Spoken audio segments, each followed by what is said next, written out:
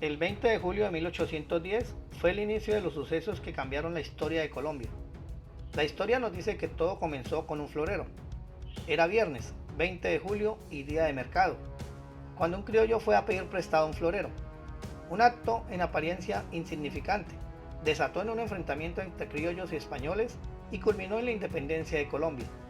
Sin embargo, hoy en día es claro que lo que sucedió este día no fue un hecho espontáneo, como aquellos que habían caracterizado la vida política colonial. Fue la consecuencia de varias circunstancias que sucedieron en el fondo y desembocaron en una gran rebelión del pueblo. Los criollos tenían razones de que el 20 de julio se convirtiera en la gota que rebosó la copa. En las juntas realizadas entre 1808 y 1810, a pesar de que los criollos fueron invitados, la representación era mínima. Entre 36 consulares había 9 americanos. Esto hizo que los criollos por primera vez pensaran en la posibilidad de acatar un Estado-nación. Otro suceso fue el arresto, el 10 de agosto de 1809, del presidente de la Audiencia de Quito. El conde Ruiz de Castilla y sus ministros fueron destituidos por la Junta Suprema de Gobierno, integrada por la élite criolla quiteña. Otra de las causas fueron los motines de Cartagena, del 22 de mayo de 1810 y los del Socorro en el 9 de julio del mismo año. En consecuencia, se creó la Junta de Notables, integrada por autoridades civiles e intelectuales criollos. Los principales personeros de la oligarquía criolla que conformaban la Junta eran José Miguel Pey, Camilo Torres, José Acevedo y Gómez, Joaquín Camacho, Jorge Tadeo Lozano, Antonio Morales, entre otros. Comenzaron a realizar reuniones sucesivas en las casas de los integrantes y luego en el Observatorio Astronómico, cuyo director era Francisco José de Caldas. En estas reuniones empezaron a pensar en la táctica política que consistía en provocar una limitada y transitoria perturbación del orden público y así aprovechar para tomar el poder español. La Junta de Notables propuso promover un incidente con los españoles, a fin de crear una situación conflictiva que diera salida al descontento potencial que existía en Santa Fe contra la audiencia española. Lo importante era conseguir que el virrey, presionado por la perturbación del orden, constituyera ese mismo día la Junta Suprema de Gobierno, presidida por el señor Amari Borbón e integrada por los regidores del Cabildo de Santa Fe. Don Antonio Morales manifestó que el incidente podía provocarse con el comerciante peninsular don José González Llorente y se ofreció gustoso a intervenir en el altercado. Los notables criollos aceptaron la propuesta y decidieron ejecutar el proyecto el viernes 20 de julio, fecha en la que la Plaza Mayor estaría colmada de gente de todas las clases sociales por ser el día habitual de mercado. Para evitar la sospecha de provocación, se convino que don Luis Rubio fuera el día indicado a la tienda de Llorente a pedirle prestado un florero o cualquier clase de adorno que le sirviera para decorar la mesa del anunciado banquete a Antonio Villavicencio. En el caso de una negativa, los hermanos Morales procederían a agredir al español, a fin de garantizar el éxito del plan. Si Llorente entregaba el florero o se negaba de manera cortés, se acordó que don Francisco José de Caldas pasara a la misma hora por frente del almacén de Llorente y le saludara, lo cual le daría oportunidad a Morales para reprenderlo por dirigir la palabra a un chapetón enemigo de los americanos y dar así comienzo al incidente. Llegó el día indicado, 20 de julio de 1810. Eran las 11 de la mañana y la Plaza Mayor estaba colmada por una heterogénea concurrencia, compuesta de tratantes y vivanderos, indios de los resguardos de la sabana y gente de todas las clases sociales de la capital. Poco antes de las 12 del día, como estaba previsto, se presentó don Luis de Rubio en el almacén de Llorente y después de hablarle del anunciado banquete a Villavicencio, le pidió prestado el florero para adornar la mesa. Llorente se negó a facilitar el florero, pero su negativa no fue dada en términos despectivos o groseros. Se limitó a explicar diciendo que había prestado la pieza varias veces y ésta se estaba maltratando y por lo tanto perdiendo su valor. Entonces intervino Caldas, quien pasó por frente del almacén y saludó a Llorente, lo que permitió a don Antonio Morales, como estaba acordado, tomar la iniciativa y formular duras críticas hacia Llorente. Morales y sus compañeros comenzaron entonces a gritar que el comerciante español había dicho a Rubio malas palabras contra Villavicencio y los americanos, afirmación que Llorente negó categóricamente. Mientras tanto, los principales conjurados se dispersaron por la plaza gritando: «Están insultando a los americanos. Queremos junta. ¡Viva el cabildo! ¡Abajo el mal gobierno! ¡Mueran los bonapartistas!». La ira se tomó el sentir del pueblo. Indios, blancos, patricios, plebeyos, ricos y pobres empezaron a romper a pedradas las vidrieras y a forzar las puertas. El virrey don Antonio Amari Borbón, desde su palacio, observaba con alarma la situación que se escapaba de sus manos. La guardia, que era por cierto muy escasa, estaba al mando de Baraya, quien rápidamente puso las tropas al servicio de la revolución, a tal punto que los cañones se enfilaron hacia el palacio del virrey. El virrey, muy asustado, aceptó reunir un cabildo extraordinario presidido por él, los oidores y los miembros del cabildo de Santa Fe. Al final de la tarde se impuso dicha reunión. Se procedió a la elección de los vocales, de los voceros, que se fue haciendo por admiración.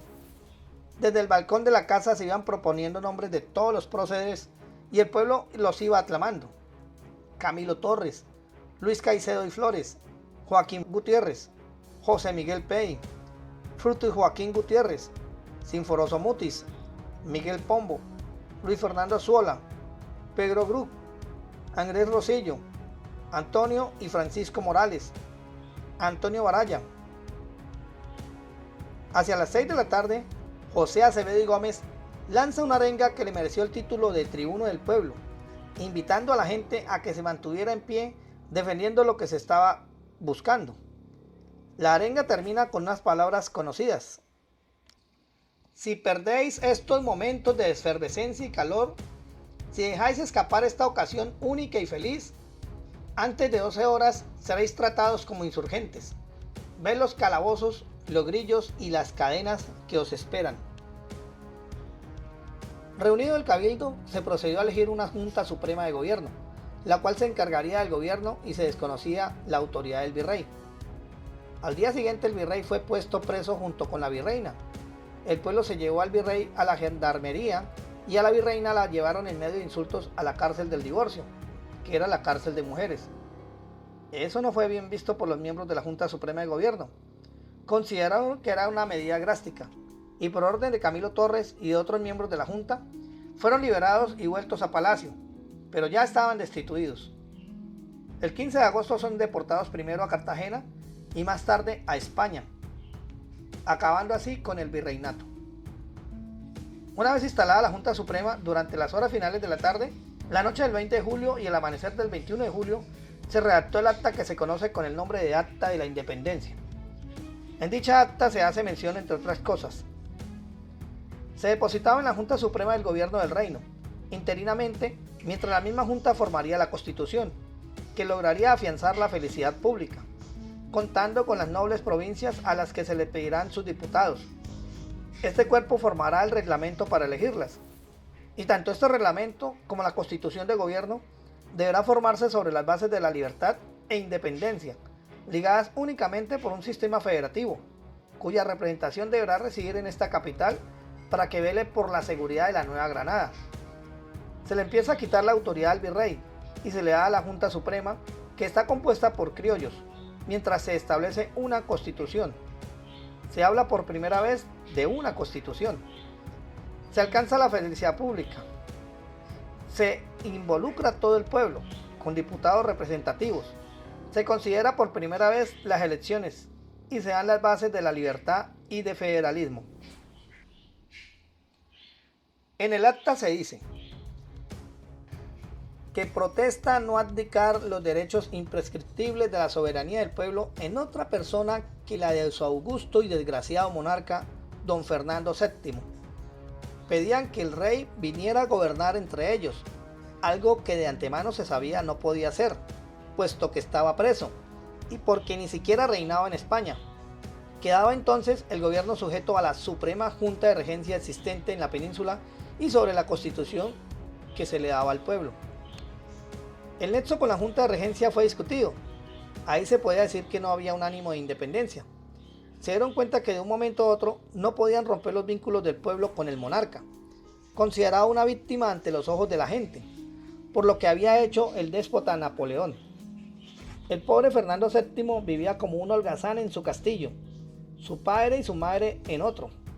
Carlos IV, padre, designaba a su hijo Fernando VII, quien a su vez designaba a Napoleón, este a un virrey, y por ello no se daba el gobierno. Esta situación no era entendida por el pueblo. El reconocimiento de la Junta de Regencia origina en el seno mismo de la Junta Suprema una división, denominada regentista y anterregentista, una corriente liberal que era partidaria de desconocer la regencia y el otro sector conservador de la Junta que era partidario de mantener el título de la regencia. El acta del 20 de julio es realmente un acta de independencia donde se reconoce a Fernando VII, pero de manera teórica, porque en la práctica se da un gobierno, la voluntad de convocar un congreso, de hacer una constitución, de sentar una patria y de una vez adoptar una forma federal. Los acontecimientos continuaron en una forma precipitada. Se sigue la propia dinámica de una revolución. Don José María Carbonell y otros próceres muy exaltados se mantenían durante esos días recorriendo las calles agitando las masas para mantener viva esa llama. El 29 de julio la Junta Suprema convoca el Congreso General del Reino, que tendría la misión de darle al territorio emancipado su primera constitución. El Congreso General del Reino se reunió el 22 de diciembre, prestó el juramento de sostener los derechos del rey Fernando VII contra el usurpador de su corona, Napoleón Bonaparte, y su hermano José, defender la independencia y soberanía de este reino contra toda opresión exterior. No se da una ruptura total con el soberano español. En síntesis, la llamada Acta de Independencia de Santa Fe no era realmente una declaración propiamente de independencia, como otras actas de independencia, como la que se promulgó en la ciudad de Mompox del 6 de agosto de 1810, que sí buscaron una real independencia de España. Según el historiador colombiano Germán Mejía, el 20 de julio es un movimiento bogotano, local, que consistía en definir lo que iba a ser el territorio de la Nueva Granada. Es el triunfo del centralismo sobre la realidad de las provincias de principios del siglo XIX. Los criollos tuvieron el papel de construir la Primera República. El 20 de julio es apenas el comienzo de nuestra independencia de España, que vendría a darse algunos pocos años después,